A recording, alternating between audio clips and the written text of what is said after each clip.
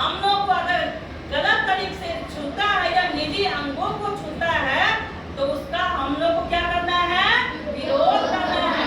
अभी हम लोग चित्त पर आते हैं, चित्त से समझेंगे गुड टच क्या है और बैड टच क्या है। जैसे कि होठों को अगर कोई छूता है, अभी तुम लोग से उदाहरण दिखाते हैं, लड़कियों पर अभी हम लोग गुड टच बैड टच उदाहरण से समझेंगे।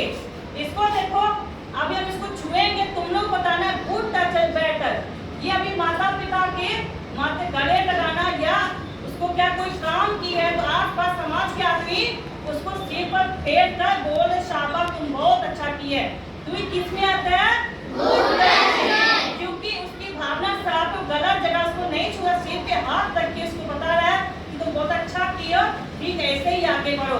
अगर कोई बच्चा अच्छा काम किया उसको माता पिता या कोई आस पास समाज ठीक बहुत अच्छा पीठ थपथपाकर उसको शाबाशी देते हैं, तो ये भी एक गुड टच में आता है। किसमें, गुड टच में आता है। माता पिता होते हैं तो बच्चे को छोटा इस प्रकार गले लगा लेते हैं, है ना।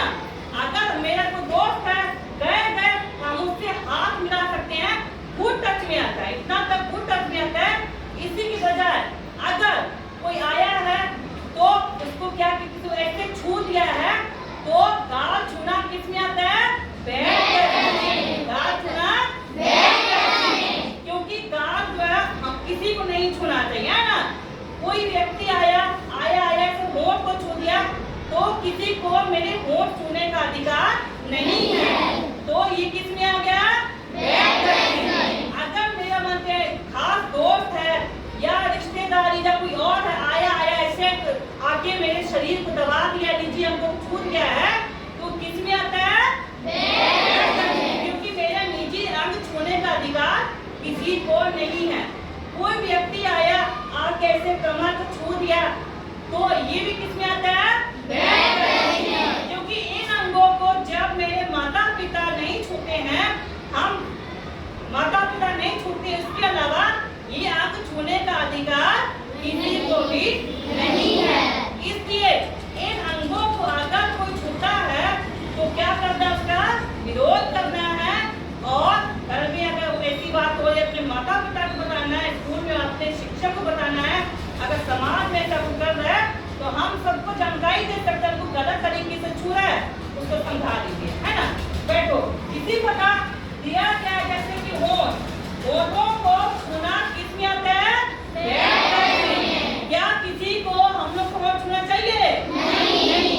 उसके बाद फिर गर्दन को बताया ना, कोई आया पीछे से ऐसे कर गर्दन को छू दिया तो किसी को भी मेरा गर्दन छूने का अधिकार नहीं है, तो फिर आप कैसे छू लिया, ये किस में आ गया है, बैड टच में। कोई आदमी आया तो अगर छाती को अभी को बताया निजी अंग, तो अंग्रेजी अंग में छाती भी आती है, छाती को छू दिया तो वो भी बैड टच में आता है। प्राइवेट पार्ट का मतलब सब समझता है, निजी अंग, इसको अगर कोई आता है छूता है तो वो भी बैड टच में आता है। रिप्स मतलब कमर हो गया हम लोग की, अगर इसको कोई छूता है तो ये भी किस में आता है, बैड टच में आता है। लड़का लड़की चित्र बना हुआ है, जितने भी लाल चित्र किए हुए हैं, इसका मतलब है ये मेरे निजी अंग है और इसको छूने का अधिकार किसी को भी नहीं है। तो इसको हम लोग किसी को छूने देना नहीं है। अगर हम लोग किसी से बात कर रहे हैं, एक मर्यादा में खड़े होकर बात कर सकते, मेरे दोस्त हैं उससे हम गले नहीं लगेंगे, उसके हाथ मिलाएंगे, है ना।